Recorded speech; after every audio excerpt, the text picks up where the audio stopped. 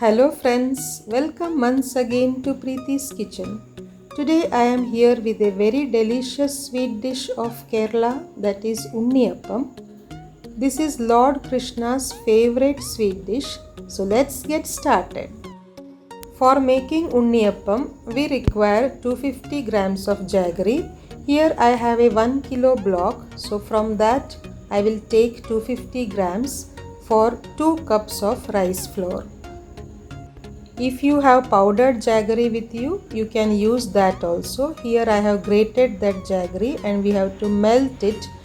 For that I have taken a pan, add about 2 tablespoons of ghee. Into that add the grated jaggery. Add about 1/4 glass of water. Allow the jaggery to melt on a low to medium flame. Within 5 minutes, this jaggery has melted nicely. Now switch off the flame and allow this mixture to cool completely. Don't overcook the jaggery. Now take a bowl.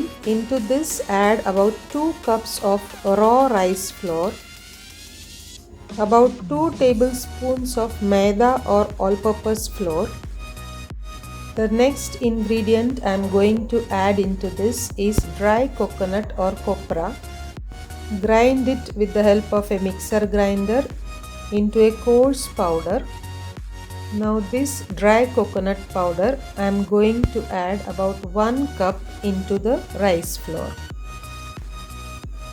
In any sweet dish we add some salt, so a pinch of salt I am adding here, about 1/4 teaspoon of baking soda, about half a teaspoon of cardamom powder or elaichi powder, 1 tablespoon of black til.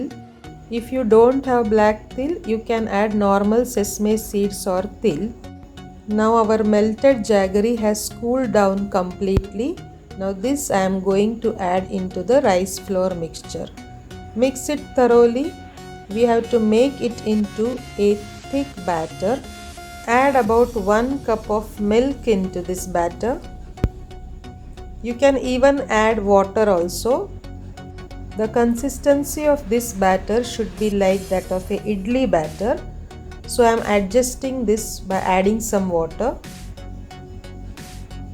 Just like we make it for idli, we have to make it little thick. Keep it aside for 15 to 20 minutes. Now heat a appam mold.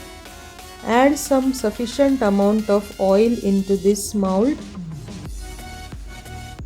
Keep the flame high, let it become hot. Now reduce the flame completely.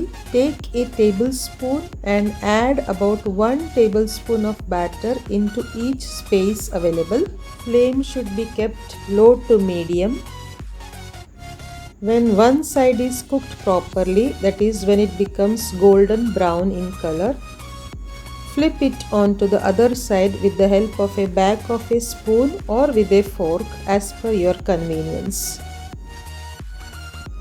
If you feel that your batter has become little runny or watery, you can adjust it by adding some wheat flour or even all-purpose flour into the batter. In this recipe, I have used dry coconut powder instead of raw coconut as it is used in the traditional way. This helps to make the Unniyappam very soft from inside and crispy from outside. In the traditional method, while making Unniyappams, we take pieces of fresh coconut, fry these pieces in ghee, and then it is added into the batter and further procedure is followed. But here I have not used the fresh coconut. Instead I have used dry coconut powder, which makes our Unniyappam very tasty and chewy as well. Repeat the same procedure with the remaining batter. Let it fry on a very low flame.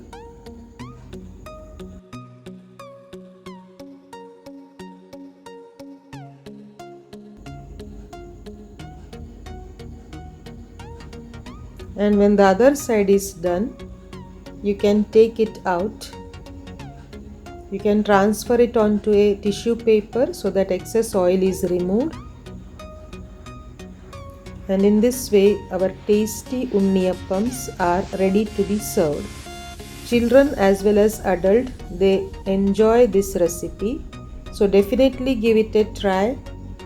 Hope you enjoyed this video. Like, share and subscribe my channel. Thanks for watching.